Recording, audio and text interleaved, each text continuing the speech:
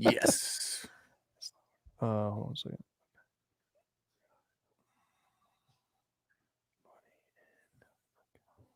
All right, perfect. Turn my phone off. 3, 2, we live? Yeah, we live. 3, 2, 1. What's up, everybody, and welcome to another episode of Business and Biceps. And you better wake your ass up, because on today's show, we're going to talk about self-worth. We're going to talk about evaluating it. We're going to talk about increasing it. We're going to talk about, I don't know, just this conversation in general. It keeps kind of popping up, Fosco. And I think, we're going to give some deep, thought-provoking stuff here, like we always do, JR15. Yeah, for sure. Listen, like when we're talking about something serious like self-worth, right? I don't think anybody should feel like they have to earn that. I think everybody should inherently grant themselves that. You know what I'm saying? Yes. I think a lot of bad family situations and bad situations in life make people question that, and I don't think that's the individual being fair to the individual. You know what I'm saying? So I don't think self-worth, and I don't want to get too deep too quick, needs to be earned.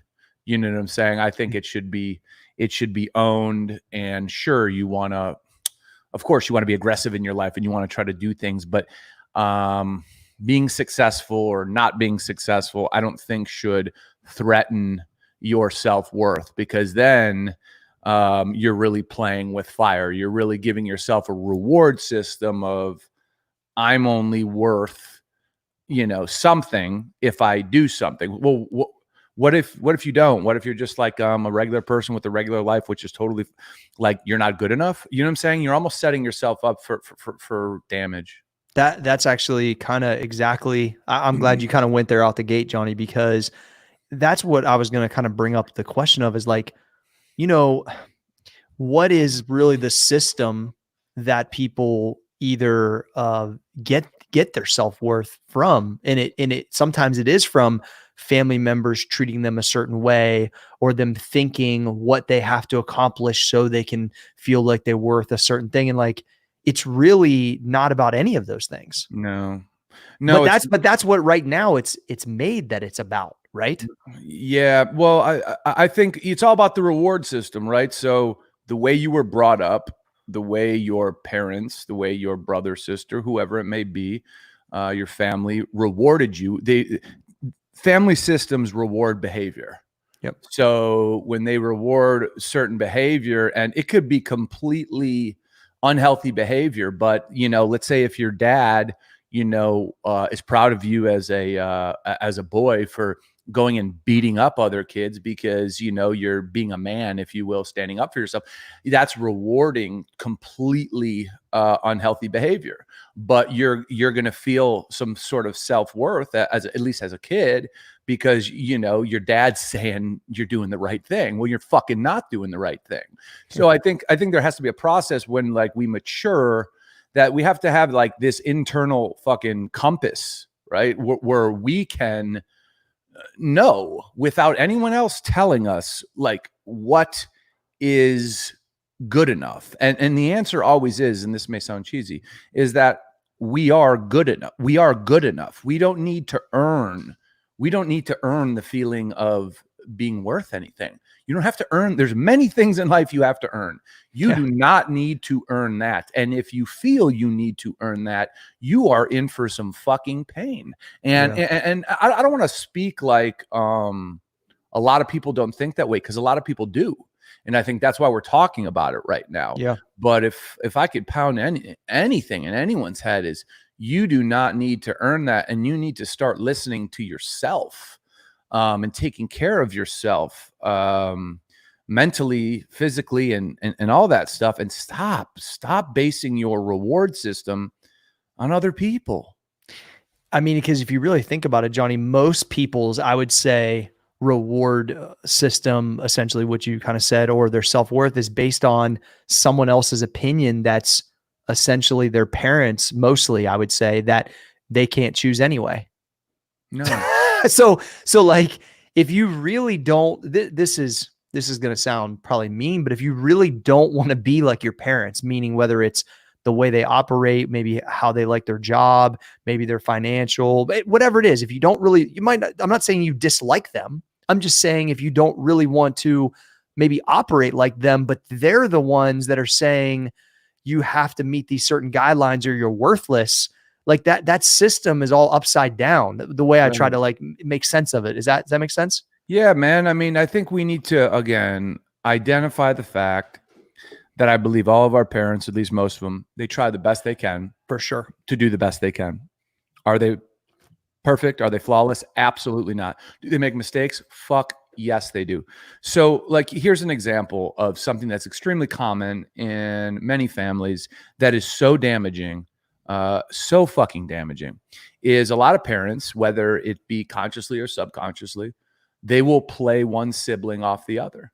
They will play. I've seen it in my family where like he's the favorite son. He went to this school. Why can't you be more like him? Why? And what that does to another sibling is it completely decimates, it completely decimates their confidence. It completely decimates their self-worth. And they need to get to a point where they figure out I am good enough. I'm fucking good enough. And here's why. And that is kind of what you said, like separating from the ideals and the words of your parents and realizing that they're just people and they made a mistake and you need to figure out that for yourself.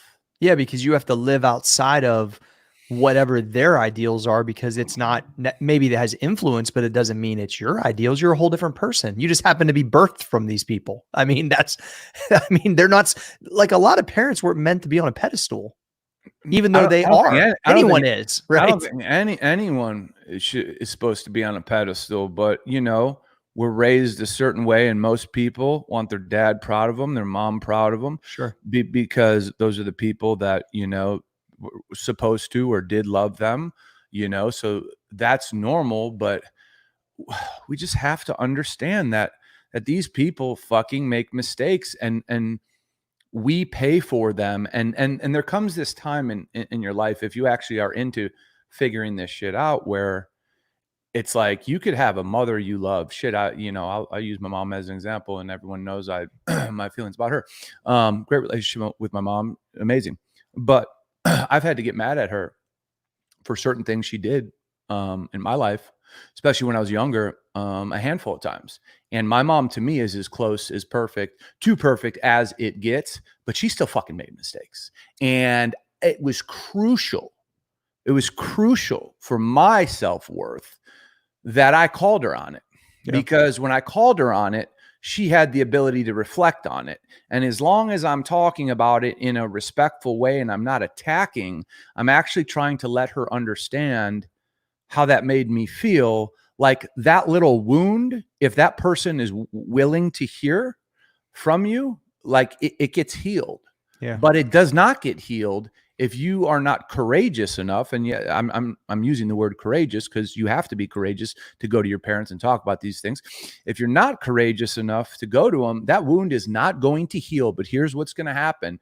The wound and the pain is just simply going to get put into the wrong fucking cabinet. Yeah. So you're going to put that pain on your son. You're going to put that pain on your wife. You're going to put that pain on it's going to go somewhere when it belongs on the person who created it. These are all. It gets displaced just because it has to go somewhere, right? Absolutely. And it doesn't stop. The only way to stop it is to put it where it belongs, get closure, hear what you need to hear, and then it's clean. It's like clean, but it will go on for fucking 20, 30. It'll go on for a lifetime if you never do it. But you have to put it in its right place.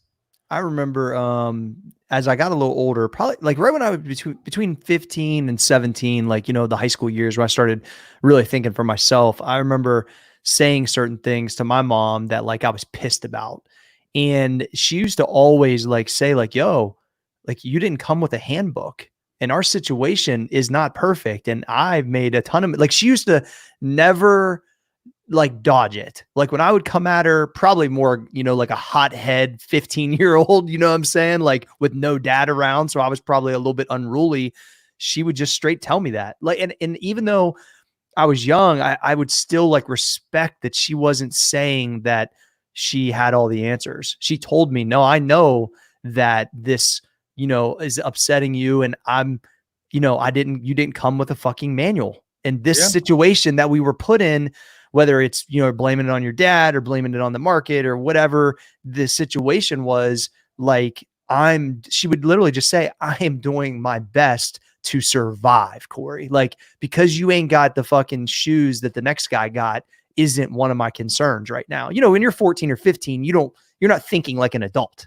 You're thinking like a child. You're immature. And I just remember and this is part of why I became me and why I wanted to, create success and do these type of things, is because I was so mad, not just because of material things, but just the way we were operating. I was angry about it, which produced this person that is today. But I just remember her never acting like she had it all figured out. Actually, she was very humble and saying like, I think I'm fucking some of this stuff up, but certain things we're going to stick to, and this is just what it is. And basically, I'm sorry, and figure it out. I mean, and I couldn't really fault her for that. At least she was honest. Here's the thing though, like just hearing you talk about it, right? You said, dad wasn't really around. I come from obviously divorced background as well. So I guess my question to you is, hearing that and talking about self-worth and all these, scars we may have from our past. Sure. Was it really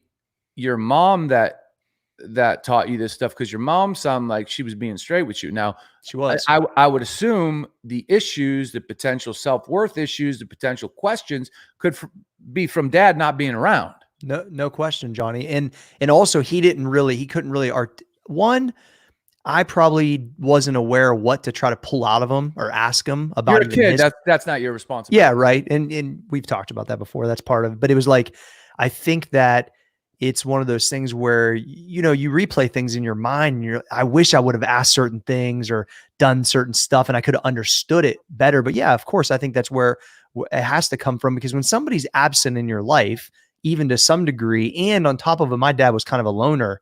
So even when he was around, he was kind of absent. And I see, and I see pieces of that in myself. I've talked about it many times here, and I try to like check it when it's there. Like, wait a second, this is what used to happen to you. Like, why are you doing this? And mine's not even near as severe. His was probably at a point where he probably needed medication, but it is absolutely, that's where I think that the stuff would come from. Cause mom, you could tell, was just giving it everything she got for what she had. And she was honest about it and understood. And I think that as a man, right, you think that especially, I mean, you want your dad to be the provider, the tough guy, the guy that can protect you. And then when that's kind of absent a little bit and you might not view him that way, it definitely makes you grow up a little earlier, I think. And I never really felt like I was less than. I feel like I wanted more though. I don't really know how to maybe articulate it all the way. I never really felt like I wasn't like, I never felt like a really terrible self-worth personally, but I just felt like the value. Well, I'm sure you felt like you questioned whether or not he loved you. Yeah. Well, what's interesting about him is that he would express that. It just wasn't maybe how you wanted it to. And look, no one, once again, they're people. They're never going to probably live up to the way you want them to be. You know what I'm saying? Like, I'm sure many times you're like, man, I wish my old man would really do it this way, but that's just not how they operate. So he wasn't a dad that never said he loved me. So I'll give him that. That was one of the things, like, we were around each other and we would, be done. I definitely knew that he cared about us, and my sister will say the same thing, but it was never probably as, and that's probably why I'm overly like that. I tell my kids I love them twice a day. Yeah. Even after I fucking yell at them like a maniac because of something they're doing wrong. So, once again, these all shaped, and this is why I wanted to be a dad, Fosco. That's why I wanted to be a parent so bad. I wanted the opportunity to fix some of those things, or at least give a chance, maybe not fix it, do it differently. Cause I always tell Rachel, there's a percentage that we're going to fuck up, and we are fucking up. I already know it, but that's just part of life. You just have to be okay with that. I'm just trying to make sure my percentage, and I'm more aware of it as a parent, that there's going to be issues that I've created because of the way I operate. There's no question. I already know that's just undeniable, though. You know what I'm saying? I think in general, what a lot of people do, and this is fucking easy as shit to do, is it's easy to understand why, right? Like why your dad acted this way, why my dad acted this way. And then because it's not comfortable and we don't want to hold them accountable and or be angry at them for the things they done. And I'll say a million times, there's nothing healthier than actually taking some time to be angry at your parents, because if you denied that, you're being a faker. You're faking it. So just because you understand why your mom did this or did that, or why your dad, it doesn't excuse the fucking act. It's just like any other person. If you understand why they stole a car, right? They're out of a job. It doesn't excuse the act. In the eyes of the law, there's accountability.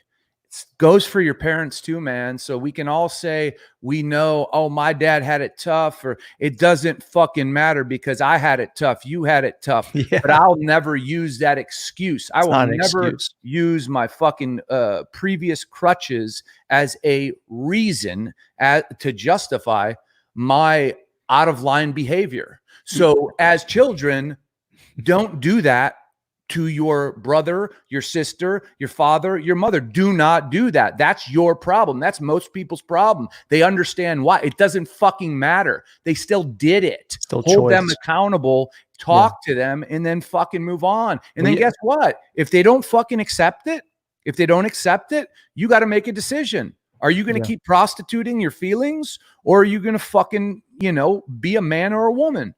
Yeah. And I think about like, I forget, I had heard some like rationalizations in the past about when my dad was spending all the money on the lottery, or maybe he really thought that was his way out. I don't know. I never really had really an adult. But that in and of itself, right? Like if he really thought that was his way out, that's kind of my point. That's where I'm going. His son, like, come on. You got a kid to take care of, bro. Exactly. And so that's my point. Like I could never, no matter what was said that was based around that, like you said, Johnny, I could never get past that. That's during times of financial hardship that was still happening at that level. But that's a true like gambling addiction is what it was. And I didn't understand that because I was so young. Right. But I don't even know if he understood it either way. Like I said, these are things that like way past removed. He's been gone for 10 years. It would be amazing as an older person to be able to have like real conversations like that. I won't get a chance to, but you know, when I reflect back on those things, once again, they're all things that shape me to change. But I always wonder, like, why were you making that? Like, were you that financially irresponsible, or had that lack of a financial IQ that's what you thought was really going to get us out of the situation, playing the fucking pick three? Yeah. I mean, like, are you fucking kidding me right now? Like that shit used to drive. It drove me crazy. And I knew I should have checked. Like I obviously shared how I felt. We talked about that on another podcast, and that was really, helpful. But these little intricate things, as I got older, I wish I could have went deeper with him and understood, why did you think that was okay? We can barely pay the electric bill, but you're playing to pick four. I don't understand. It's because here it wasn't okay, and it's because he had a problem. Correct. And maybe the lack it doesn't matter what he's going to say. So like if I ask if I ask my dad, why'd you do this? It doesn't fucking matter. Right. It doesn't matter. People try to rationalize. I know that this is something you've mentioned, but I don't know if have people tried to rationalize what your father did from an abuse standpoint, Johnny, to still make it okay to be around him? It's a mixed bag, bro. It's a mixed bag of deniers. No, that didn't happen. It's a mixed bag of I didn't see it, so it didn't happen. It's a mixed bag of, we're not going to talk about it. So, gotcha. It's one of those things where, out of sight, out of mind to most people. And that's what I'm talking about, right? Like, so I could think about so many family members who, as a man now, I'm really disappointed in, because they essentially were cowards, right? In their time to step up and say, oh shit, okay, this and this happened. Ooh, yeah. they didn't. They were cowards. And to even think about reversing the roles and having, younger family members that probably look up to me and being a coward, it's unexcusable. But you know what? It's common. It's common. And I think that's kind of part of the point of this show is that man, this is horrible to say it, but I say it all the time. When you can almost eliminate expectations of people, I don't want to say expect the worst, but almost like not expect anything from anyone, because then what happens is when someone hurts you or doesn't step up, it's almost like fucking that's life. But when someone does, right? If someone like I had an aunt who did deal with the reality. When someone is heroic like that and will do something that the family won't, you really do say, okay, like that's who I want to be like. Yeah. You know what I'm saying? So I think we need to understand that everybody listening right now probably has some fucking shit that they got to handle. You know what I'm saying? And I promise you, if you're married, if you have a girlfriend, you are acting out the shit right now. You are, that you have not taken care of, and you're putting it on somebody that doesn't deserve it. So if that is not a call to action, you are a coward. Yeah.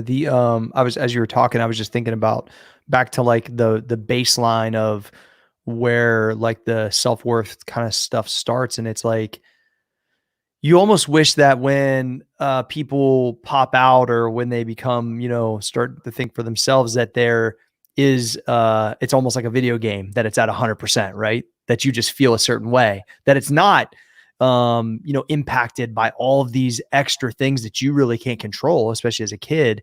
But the reality is it's not like that. So it's like, what's the advice on sifting through? I mean, you've been through some hardship, Johnny, like sifting through all of this stuff that could easily make you feel like you're 10% of 100. And then go up against the social media and go up against the uncle that didn't fucking do anything and you'd like to fucking punch in the mouth, and then go up against, what your parents think you should do, and go up against why you're not rich because you're 23 and you ain't there yet. Like, dude, when I start to like say all that stuff out loud, this is what motherfuckers are dealing with. And then they feel like they're worthless, which, and I gotta say, and I don't know if it's the time, it's the pre-social media, I don't know, it was lifting. I don't know what it was. I can honestly say, I don't really believe I ever felt that to that level. I think I always felt like I had this crazy push to want better overall, but I don't know that it was, I think within uncovering that, I made myself feel better, but I don't know that I was doing it like knowingly. So none of this was like, I guess on purpose, because I felt worthless. You know what I'm saying? It kind of happened. Yeah. And I can't, from a depression standpoint, I can't really relate as much either. I never really felt real depression. Well, here's what I can say is like, it's hard because we're fighting. Let's say if we have children like yourself, we're fighting nature, and like you can never beat nature. And I believe nature right now is the integration of the massive integration of technology into life. So imagine, and I can't imagine because I didn't go through it, growing up, from your earliest memories, doing things on the iPad to chatting with people on your phone. And then all of a sudden you get to this point in life where it's time to have a career, and you have to deal with people. That atmosphere, that whatever it is so different than you've spent your whole life doing, because you've spent your whole life making friends with a picture on a screen, as opposed to making friends outside at the park. And I don't know what that does to somebody, but all I know is it has to feel like you're stepping into a different world with aliens. You know what I'm saying? And these aliens breathe, they speak, they talk, they walk, and you can't rely. You know, we were talking about this on the phone the other day. What's almost everybody, especially the younger generations, first instinct when they get a second of break from anything? To check their cell phone. Yeah. I see it every day at my house. Correct. It's unreal. It's like it is an addiction, right? It's like a For crackhead. sure. So take that away from somebody, and that's essentially when you have an addiction, that what you're doing is you're comforting yourself. So when you grab that phone, that's your comfort when there's in your opinion awkwardness or a feeling of uneasiness. Yeah. Go into the real world and have that taken away from you. You're going to fucking struggle. You're going to say, who am I? You're going to say, where am I? How do I talk to people? We're legitimately, if we were computers, we are deprogramming ourselves through. Wow. It's like the reverse. You know what I'm saying? Yeah. We're like deprogramming ourselves. And I think that I wish I could relate. I don't wish I could relate, but I wish I could understand. Yeah. But I can't. And I see it. I see it in all these younger kids, and it's scary and it's sad. And another thing we were talking about is when it comes to what they're willing to do to get out of it, right? Let's say they suffer from depression.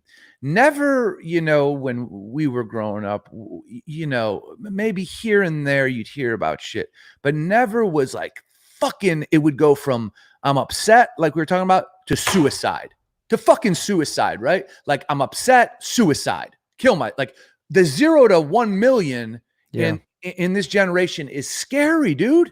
It's scary. And it's because they grew up in mass shootings. They grew up with, they're so ill-equipped when it comes to social interaction and mental health. God damn it. I would work day and night if I understood how I could make a difference there. It is scary. Well, and I think that's kind of our attempt at times here, Johnny, because we know we have a lot of younger business people that are paying attention to us, is to create the awareness of, if these are the type of things you got going on, that you should seek help. You should be digging deep to fix some of this stuff. And that, I agree, because I'm constantly going back and forth on how to make sure I can, as a parent, do my best job during all of this, because it's literally an experiment and we really don't know how it turns out, because, my kids have been consuming it their entire life. They don't know anything different.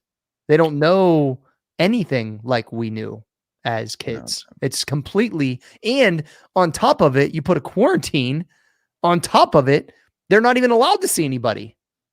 It's like a double fucking fuck you whammy. I mean, dude. Hopefully, when this thing is all said and done, hopefully maybe that will reverse a little bit of it. Maybe they will embrace their, I think so, schoolmate or whatever it is, a little bit more than they normally would, just because it's nice to see people. Hopefully I feel that way. Yeah. I mean, hopefully that will come out of it. But I would just say to anybody who's there, like, man, number one, like, what's so bad? You know what I'm saying? Like, what's that bad to go to these extents? Like, what is really that bad? And if you can't answer that question, and even if you can answer that question, go fucking talk to someone, dude. The most dangerous thing you can do is isolate yourself. Yeah. You isolate yourself, man. It's a fucking time bomb, and bad shit's going to happen. You have to talk to a friend first, because if you talk to people who care about you, they will steer you in the right direction. The worst thing you can do is keep it in. And if you're embarrassed to talk about it, I understand that. But you will be shocked at the amount of people that will embrace it, because for sure, because it's fucking real. Well, and what I had a hard time, kind of processing was, like, I remember just, trying to like I was telling John, there was a kid in Ohio that's like 12 years old that committed suicide he threw his controller at his monitor and broke it, and his parents were going to be mad at him, and he went and took his life. And I was just like thinking, like, like his brain obviously couldn't process that his dad being mad at him over his monitor is not as severe as what he did. You know what I'm saying? And I was telling my kids, I mean, my 9-year-old through my 15-year-old, like, I feel like in my brain, I was thinking, do I really have to say this to them? And I thought to myself, yeah, I have to tell them. As mad as I would be at anything you guys could do, and they've seen me go off the handle before. Like, it's not worth that. Like, just understand, like, and it felt weird having to reconfirm that, but I felt if I didn't, and something, was said or happened that, and I never made them feel like that, no matter how much you're crying because I was yelling at you, or you think you didn't live up to something, or you didn't, like, it doesn't matter. Nothing's worth that. And I just felt like I needed to say it no matter what age they were. And, a couple of them are looking at me kind of crazy, and AG's like, of course I wouldn't think that. But I'm like, I don't care if that's what you're telling me. I'm telling you that you need to hear this, that, it's not that severe.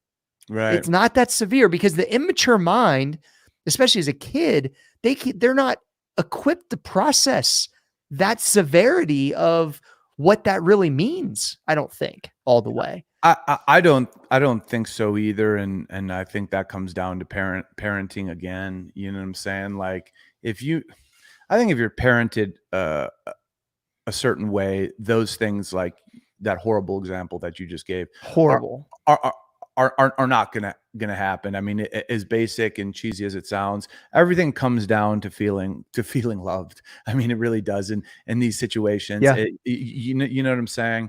And isn't that crazy, John, that that has so much to do with it? Even if it has everything to do with everything. Even if your parent, just messes up all kinds of stuff, but there's a baseline of essential acceptance or love that is coming from them, that literally can. There's a lot of people like that grow up and be like, I didn't even know I was poor. I mean, right. I mean, how many times have you heard that? And they don't really have any thing about. They're like, my mom loved me, she worked hard, and exactly. I didn't even know I was poor until I got old and then realized how poor we was, because there's 9 kids living in the same house or something. But then they didn't care, right? So run every situation in your head that people want, right? So, okay, I want to be rich. Okay, if you're rich and you don't feel love, you're going to be depressed and miserable. No I want to fucking go on this vacation. Okay, if you're not loved and you go on this dream vacation, you're going to be depressed. You're not. So, oh, I want a private plane. You got a private plane. If you don't feel love, you're going to be depressed. You're going to be miserable. Guess what? If you have nothing in life and you feel loved, you're going to have people. Yeah. And people are what keep people going. So everything people think they want, without those feelings, and here's the crazy part, is those feelings don't need to come from somebody else. Here's the harsh reality of life. We're not guaranteed that anybody is going to give us those feelings.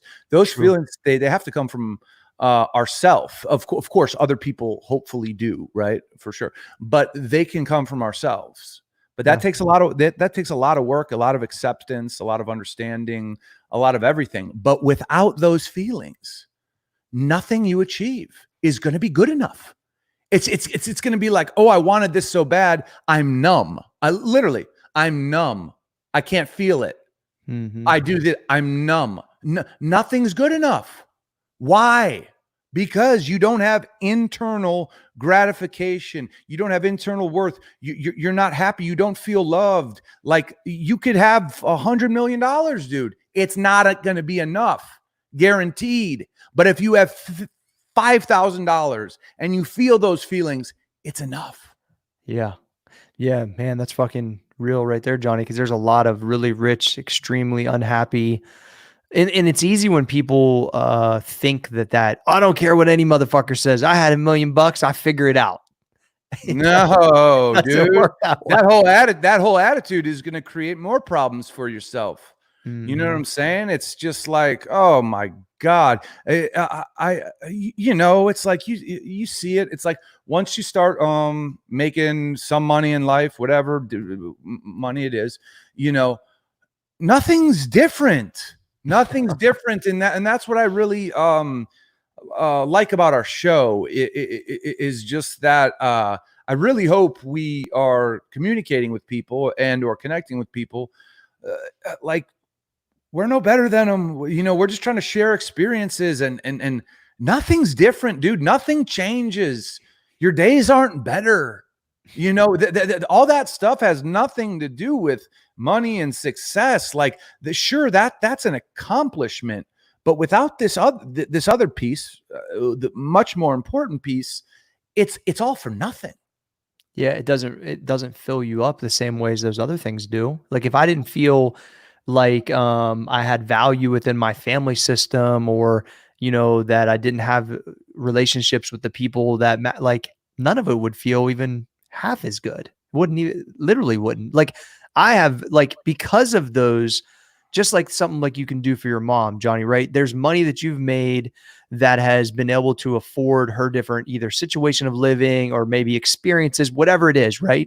But if you don't have that relationship and connection with her, none of that really fucking matters.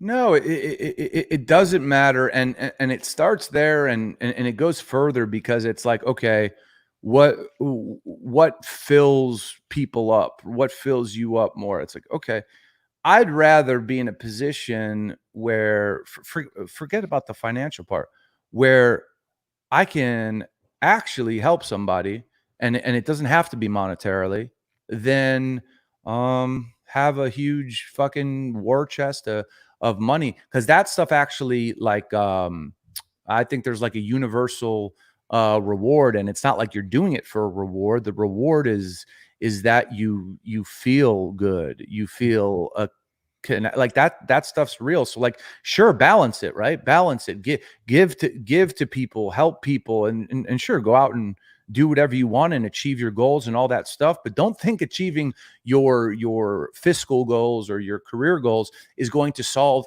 anything. It will not. You'll tell yourself a lie. You'll be in denial that that's going to solve something. It doesn't solve anything. If anything, it can create more problems, because as people are aware of it, you realize that some relationships are based on nothing but what people think you can do for them. So, it's it's a fake prophecy people have, and you got to get yourself right, period. Yeah, it's man, I was trying to think what would be another kind of, I guess, thing. If somebody's watching this right now, Johnny, they've been following us, they're obviously pushing to make themselves better, business, and they're like, I'm hearing what y'all are saying. Yeah. And I'm even having some success because of, let's say, some of the tactics that we've helped them with. But you know what? I look in the mirror and I just don't like what I see.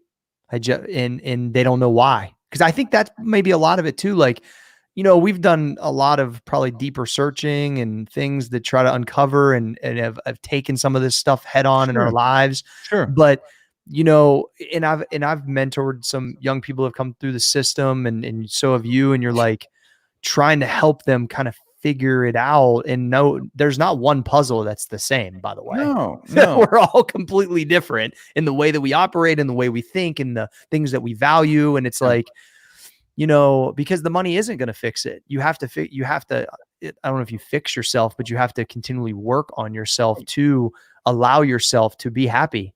And some people can. But when you say they don't know what it is, right? Here's my take on that. I agree with you. I was trying to provoke that thought to see what you thought. Yeah. So okay, I agree with that. But the only reason they don't know what it is because they've never given the effort to figuring that out, and or they're cowards, and their subconscious knows what it is, but they don't want to deal with the pain that comes with what it is. So if you don't know what it is, it ain't hard to figure it out.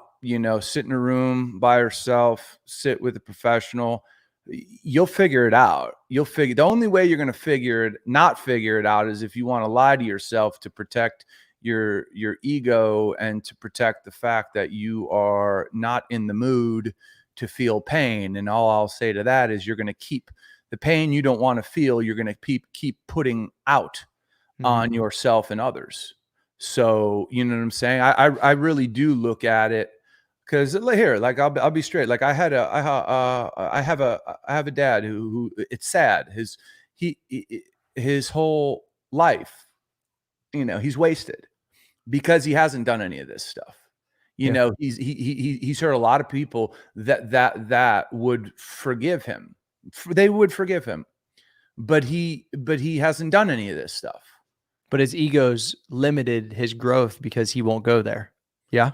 He won't go. He won't go there. Right. There's no like here when you grow up. There's just like the way we feel we need to go to school or get a job. There's nothing. There's no time or place that says, okay, time to work on your shit. Yeah. Right. You got to do it yourself. Word. And you have to look at your life and you have to be honest and be like, shit, man, this pattern keeps repeating itself. Shit, man, I did this. I did this. I got to take responsibility. So if you're repellent to people, a fucking repellent, you better look at yourself, dude, because wasting your whole life, when dude, listen, if you're dealing with good people, forgiveness is our backbone. You know what I'm saying? People forgive if you take responsibility. John, you think you could actually forgive him if he really went there? Yeah. Really? Sure. Yeah. I mean, that's commendable. That's wild because you would think that, but it would have to be like a real deep dive on him, like really getting there. Well, listen, I mean, when you've done things in life, it's not up to you to say, to the other person, okay, enough. We've talked enough about it. No. If you're going to put yourself out there and apologize and say, listen, do we got to talk about some shit? You don't hit the stop button on the conversation because you did the motherfucking damage. Yeah. So that conversation may go on for a year. It may go on for 2 years. It may go on for 2 hours, but it ain't on you if you fucked it up. It's on you to listen, and you should fucking listen closely because look at your life. Yeah. You know what I'm saying?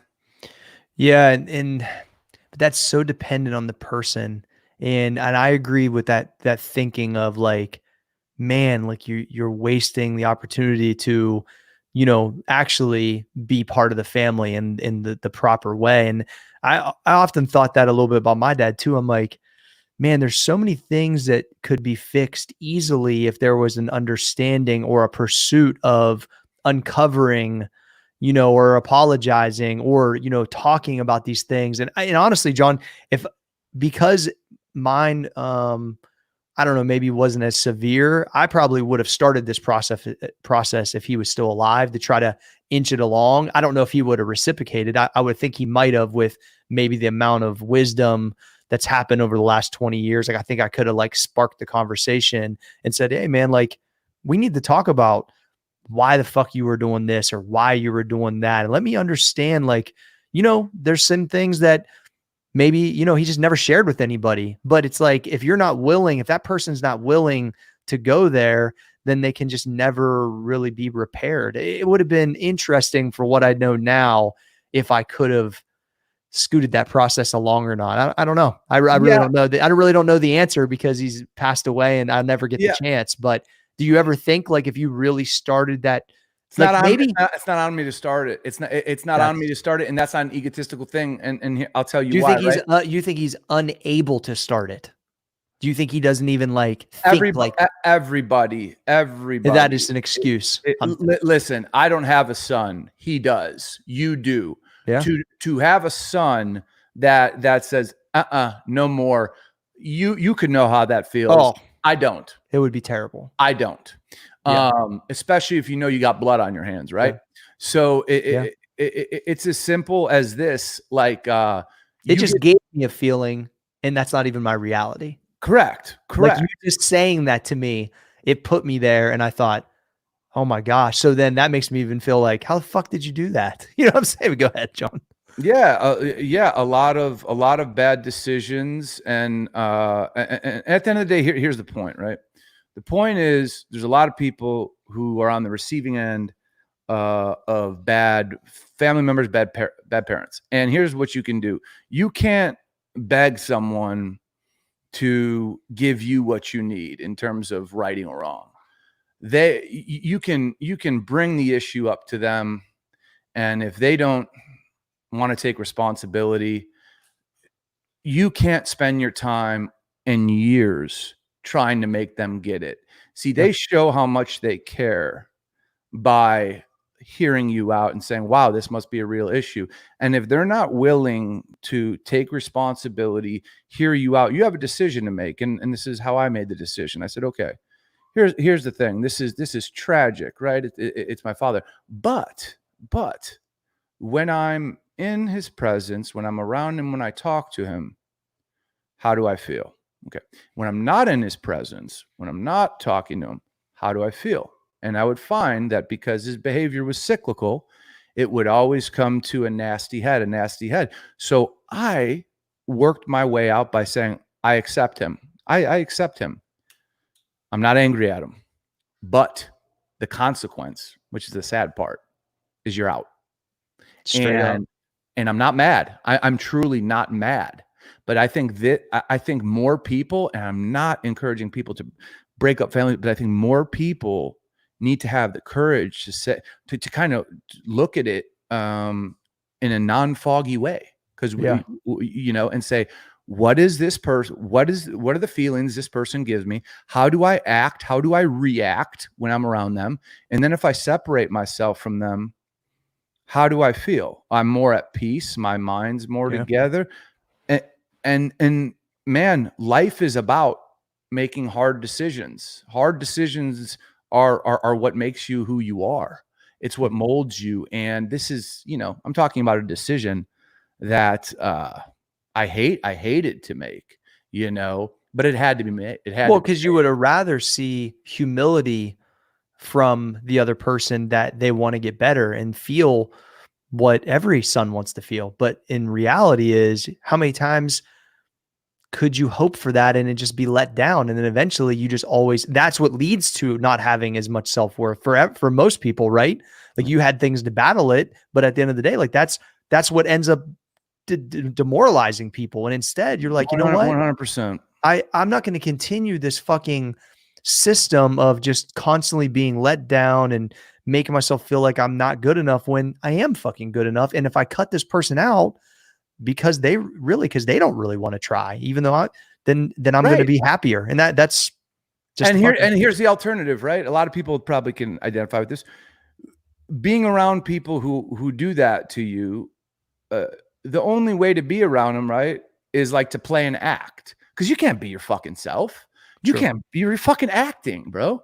You're fucking acting. Like, you're not saying how you feel. You're not being yourself. You're just fucking playing the role that they want you to play. There they are again, controlling your fucking ass, right? So on the flip side, I can compare myself to a sibling I have who has not handled the way I've handled it. I'm not saying my way is better, but there's still that letdown that in my perception I see often of, oh, it's going to get better. Oh, it's going to get better, man.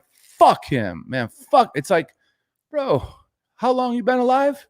Yeah. Like you're still expecting it to get better?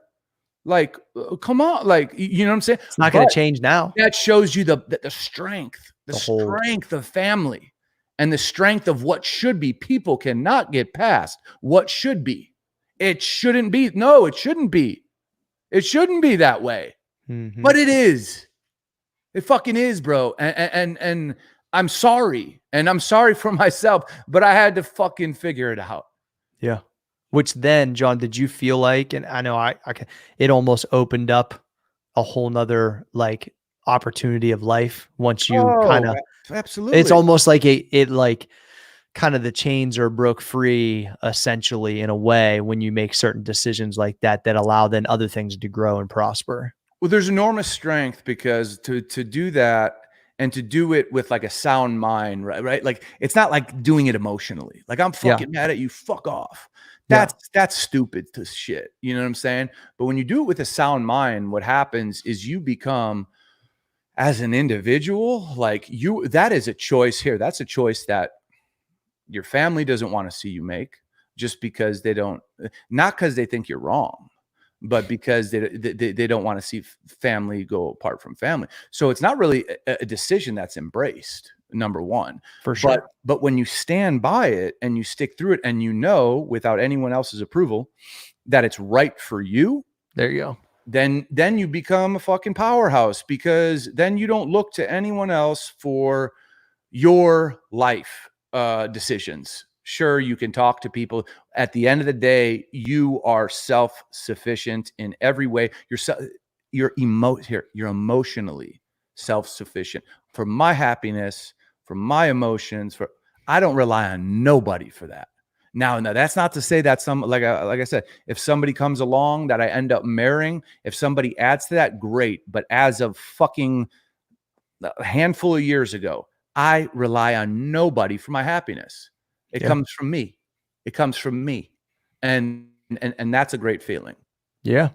And that takes a while to get to. Yeah, John. Long fucking time, bro. Yeah. And that's why I made that point, is that it's not going to happen tomorrow. No, it's not going to. No.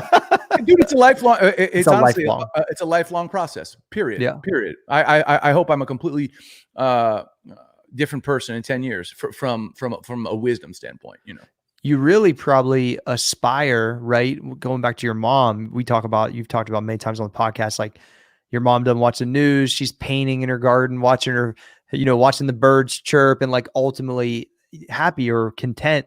Is it like you aspire to get to that point by seeing a parent display it like that, Johnny? I see that, and for her, that's happiness. Your version of that, I guess. Right. My version of that. And what she's shown me is that through that, like I've mentioned this before, when she divorced my dad in a very immature fit, I said, you're never going to date anybody again, this, that, and this. And I can't believe that I was that selfish, but I was a kid, and she didn't want to make it any harder on me and my brother. So she didn't.